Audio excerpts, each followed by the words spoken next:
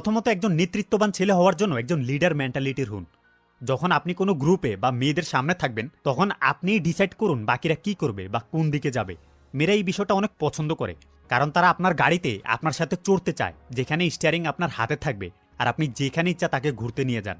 Put simply, ওইরকম ছেলে হন যার কাছে একটা প্ল্যান আছে, হোক সেটি আজকে আপনারা কোথায় খেতে যাবেন বা কোন সিনেপ্লেক্সে গিয়ে মুভি দেখবেন। ওরকম ছেলে হন যার কাছে কোনো একটি প্ল্যান আছে যেটি দিয়ে সে তার টিমকে লিড দিয়ে সাকসেসের দিকে নিয়ে যাবে। সবসময় সাকসেস পেতে হবে বিষয়টা এমন না, তবে লিড দেওয়ার অ্যাবিলিটি তো আছে। বেশিরভাগ মানুষেরা দেখবেন কোনো কিছুর ডিসিশন নিতে পারে না, তারা এমন কারো আশা করে যে তাদেরকে পথ দেখাবে। ক্রিকেট খেলা রান চেস করার সময় দেখবেন সব ব্যাটসম্যান আউট হয়ে গেলেও একজন থাকে যে পুরো ম্যাচটাকে একাই ঘুরিয়ে দেয়। ওই হচ্ছে সেই ছেলে যে সামনে দাঁড়িয়ে পুরো টিমটাকে একাই লিড দিয়ে টিমকে জয়ের দিকে নিয়ে যায়। নাম্বার 2, সিচুয়েশনকে কন্ট্রোল করার চেষ্টা করুন। একজন নেতৃত্ববান ছেলে হওয়ার অন্যতম একটি এফেক্টিভ ওয়ে হলো আপনি যে সিচুয়েশনের সাথে ইনভলভ সেটিকে কন্ট্রোল করা শুরু করা। সত্যিটা হলো বেশিরভাগ মানুষই কোনো সিচুয়েশনে রিয়্যাক্ট করতে করতেই তাদের দিন পার করে ফেলে। সোশ্যাল মিডিয়া থেকে শুরু করে সব জায়গায় শুধু রিয়েকশনই দিতে থাকে। অনেক মানুষই কোনো একটা কাজ করতে চেয়ে তখন সেটি যদি তারা করতে না পারে তারা সেই সিচুয়েশনকে কন্ট্রোল না করে হাল ছেড়ে দেয়, সেটিকে ক্যান্সেল করে দেয় বা অন্য আরেক সময় করার জন্য ফেলে রাখে। একজন নেতৃত্ববান ছেলে এরকম সিচুয়েশনে নিজে সিচুয়েশনের দ্বারা কন্ট্রোল না হয়ে উল্টো সিচুয়েশনকে কন্ট্রোল করে।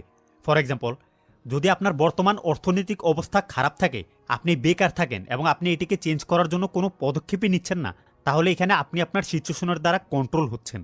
যদি আপনি আপনার সঠিক ভ্যালুটা বুঝতে পারেন এবং আপনি যতটুকু পেড হওয়ার যোগ্য ততটুকু যদি পেড না হন, তাহলে এখানেও আপনি সিচুয়েশনকে সায় দিচ্ছেন আপনাকে কন্ট্রোল করার জন্য। বলতে গেলে সব মেয়েরাই এটি অনেক পছন্দ করে যখন একজন ছেলে সিচুয়েশনকে কন্ট্রোল করে, সেটি যেমন সিচুয়েশনই হোক না কেন। নাম্বার 3, এটি হয়তোবা সবথেকে কঠিন বিষয় একজন নেতৃত্ববান ছেলে হওয়ার জন্য, কারণ এই বিষয়টা আমরা ছেলেরা সবসময় করে থাকি, কিন্তু এটি অন্যতম একটি বেস্ট ওয়ে যেটির মাধ্যমে একজন ছেলে নেতৃত্ববান হওয়ার প্র্যাকটিস করতে পারে। আর তা হলো আপনি কিভাবে কথা বলেন। আপনি যা বলেন এবং আপনি যা করেন এই বিষয়গুলো বলে দেয় ছেলে হিসেবে আপনি কেমন। আর আপনি একজন নেতৃত্ববান ছেলের থেকে এই 3টি শব্দ কখনোই শুনবেন না, আর তা হলো আমি জানি না। আমি যেটা আগে বলেছিলাম, নেতৃত্ববান ছেলে হচ্ছে যে প্ল্যান করে এবং ডিসিশন বানায়, সেজন্য আপনাকে মোটামুটি হলেও নানান বিষয়ের নলেজ রাখতে হবে। একবার ভাবুন তো, যদি কোনো ফুটবল টিমের কোচকে জিজ্ঞেস করা হয় আজকের ম্যাচে কারা কারা খেলবে, আর সে যদি বলে যে আমি জানি না, তাহলে কি হবে? এছাড়া আপনার কাছে যদি কেউ কোনো একটি বিষয়ের সলিউশন চায় আর আপনি যদি বলেন যে আমি জানি না বা আপনাদের যা ভালো মনে হয় তাই করুন, তাহলে আপনার কি মনে হয় তারা আপনার উপর খুব বেশি ভরসা করতে পারবে? যে ছেলে আমি জানি না বলে কথা শেষ করে সে তার আশেপাশের মানুষদেরকে এটি বুঝাচ্ছে যে তার নেতৃত্ব দেওয়ার মতো ক্ষমতা নেই, কারণ সে নিজের জন্য এবং অন্য মানুষদের জন্য একাই ডিসিশন মেক করতে পারছে না। এটি অন্যতম একটি কারণ যার জন্য অনেক ছেলেরা সমাজে বা কোনো গ্রুপে অথবা অর্গানাইজেশনে খুব একটা ভ্যালু পায় না, ফলোয়ার হয়েই থাকে। আমাদের ব্রেন একটি ম্যাসিভ লার্নিং মেশিন, যেটি আপনি লাইফে যা চান সেভাবে আপনাকে বানাতে সক্ষম।